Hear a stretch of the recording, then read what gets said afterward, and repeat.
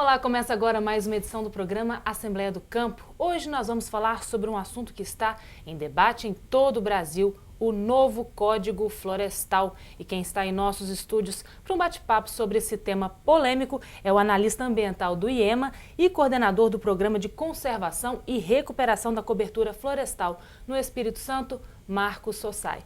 Bom, Marcos, seja muito bem-vindo ao nosso programa. Agradeço o convite, é sempre importante discutir temas com essa relevância, né?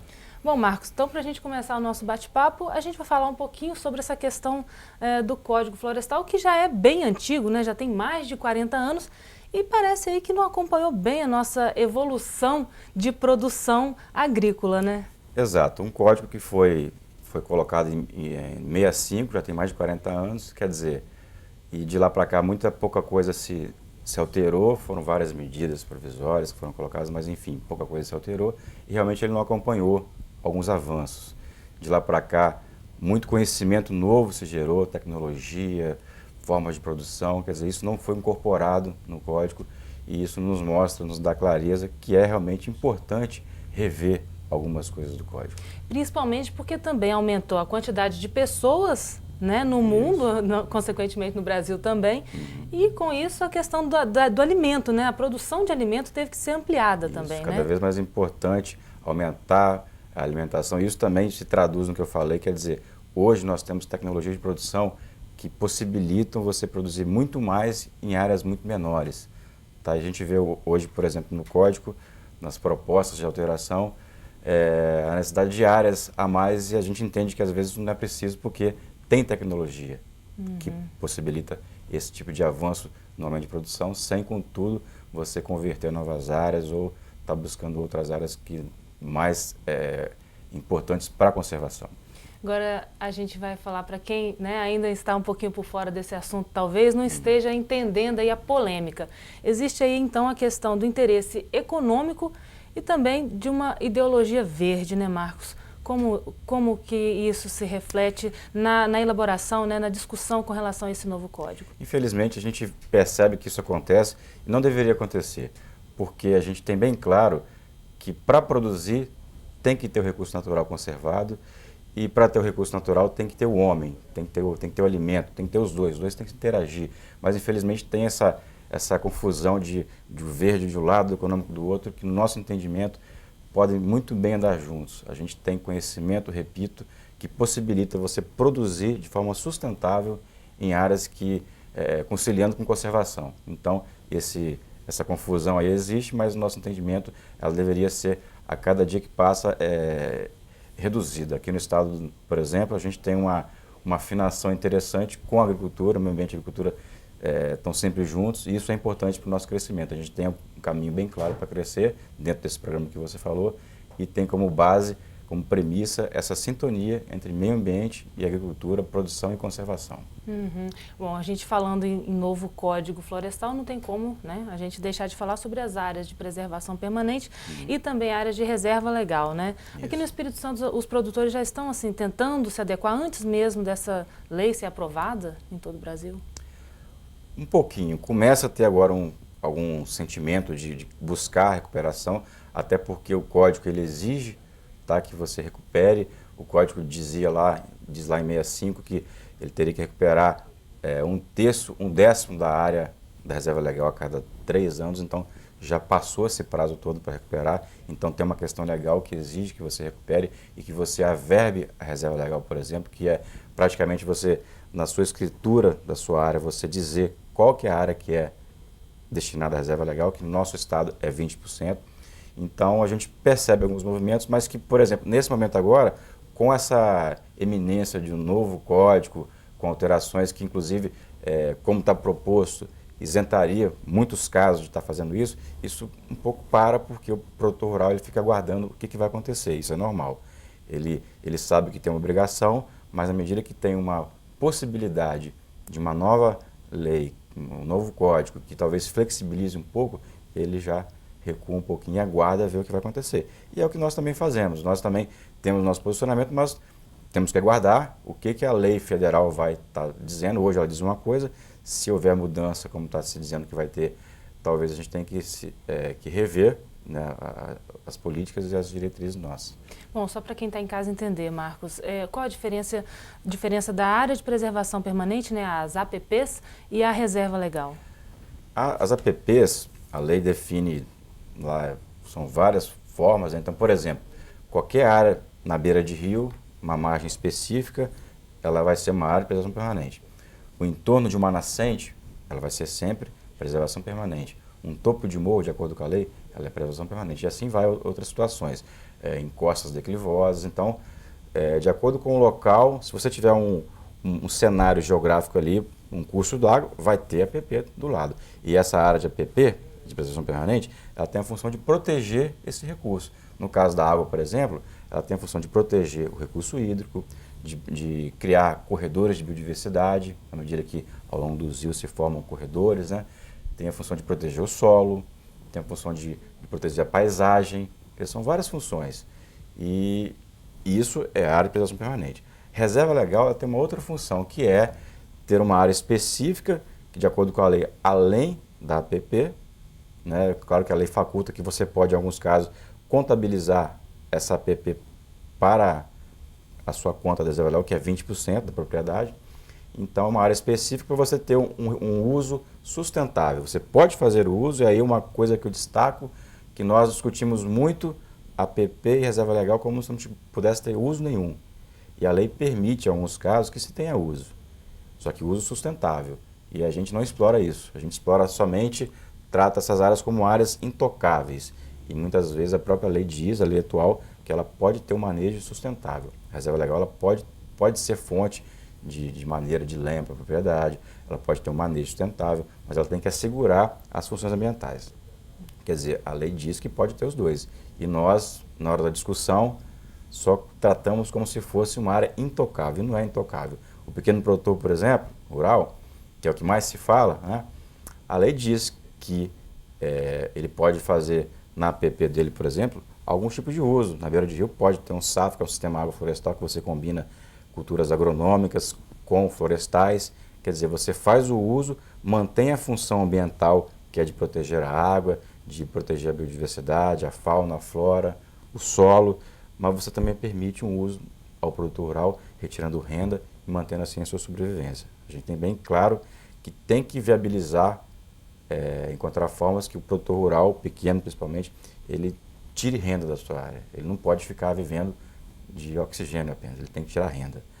A gente fala muito que ele não tem contra-cheque, ele tem que tirar do dia a dia da plantação o seu ganho. Então tem que encontrar formas para que ele produza de forma sustentável naquelas áreas que exigem a proteção. E nas áreas que o uso pode ser alternativo mesmo, que a lei permite, fazer outros tipos de uso. É muito importante o senhor tocar nesse assunto, Marcos, porque há pessoas, né, especialistas, gente que estuda essa questão, esse segmento, que defendem, essas pessoas defendem, por exemplo, que não deveria existir essas áreas, essas pequenas áreas, né?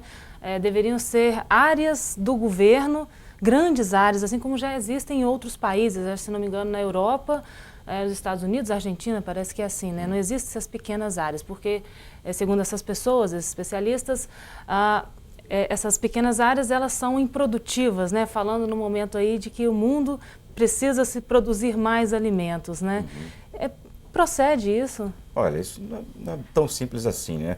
Eu acho que é claro para todo mundo imaginar que uma mata, seja lá o tamanho que for, por mais grande que seja, num local, ela não vai proteger a nascente que está no outro local. Então aquela nascente, aquele rio, tem que ter proteção ali. Uma mata no vizinho não vai proteger a nascente do outro. Então o senhor acredita que essas extensas áreas que seriam do Estado, elas não são tão, vamos dizer... Elas são importantes também. São importantes, mas não vão resolver o problema. Não retira a importância de ter as APPs protegidas. A reserva legal talvez se aplique mais a esse exemplo. Quer dizer, a lei já permite isso, a lei permite que você faça o que se chama de servidão florestal.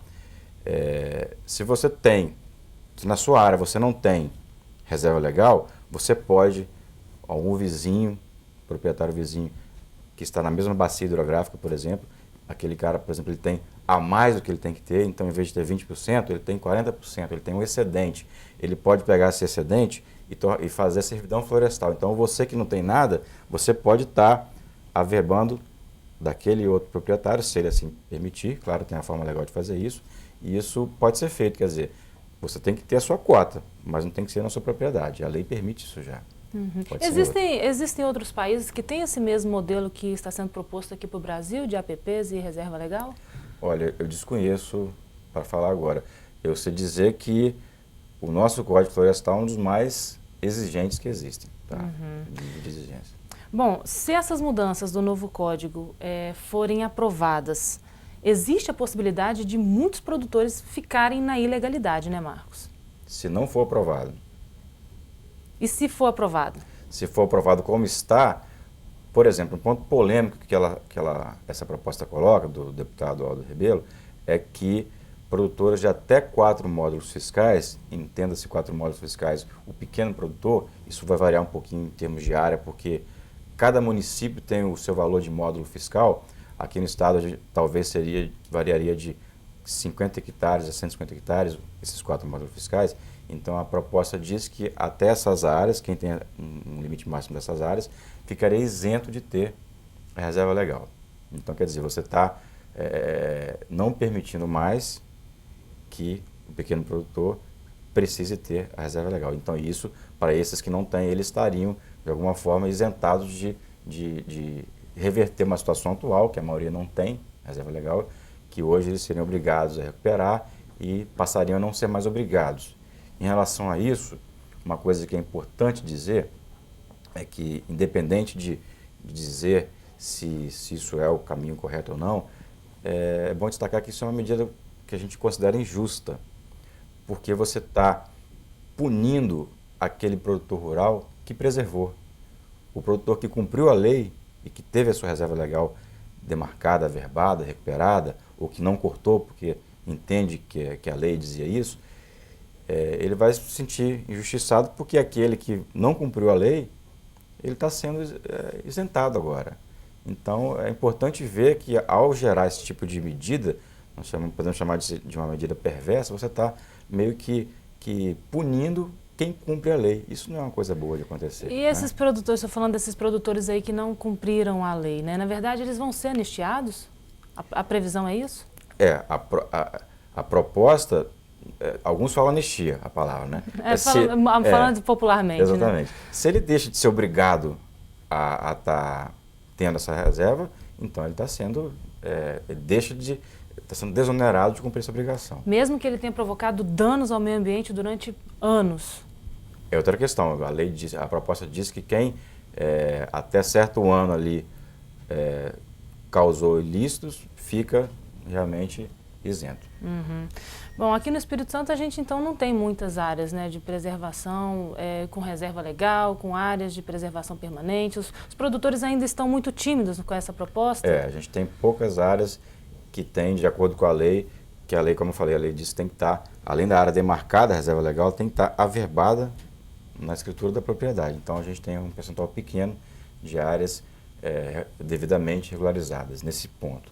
Em relação a PP também, a gente tem muita PP, porque a lei diz que a PP, ela é a PP com ou sem vegetação. Então a margem de rio, tendo ou não floresta, ela é a PP e o uso ali tem que ser restrito, tem que ser diferenciado, porque ela tem a função de proteção. E também a gente tem muitas áreas não protegidas. Tem a área lá com pastejos de boi, com culturas, com arado passando praticamente dentro do rio. E aí você imagina se a água é um recurso tão importante, tão fundamental. Às vezes a gente está aqui na cidade, né, e vê anúncio dizendo que a companhia de água ela parou de captar água porque a água está muito suja.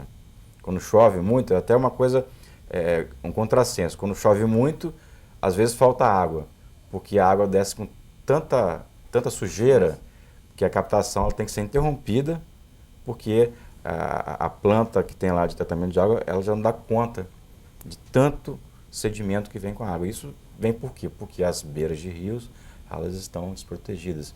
As estradas vicinais, às vezes construídas de forma incorreta, estão levando sedimento para a água. Então, quer dizer, isso tem uma importância muito grande e às vezes a gente não contabiliza isso. O custo disso é muito alto e a gente não contabiliza isso. É importante contabilizar quanto custa para a sociedade ter essas áreas protegidas. Até mesmo para os produtores também, claro, né? Claro. Bom, Marcos, eu vou pedir licença ao senhor um instantinho. Você não saia daí, daqui a pouquinho a gente continua o nosso bate-papo sobre o novo Código Florestal. é um instante só.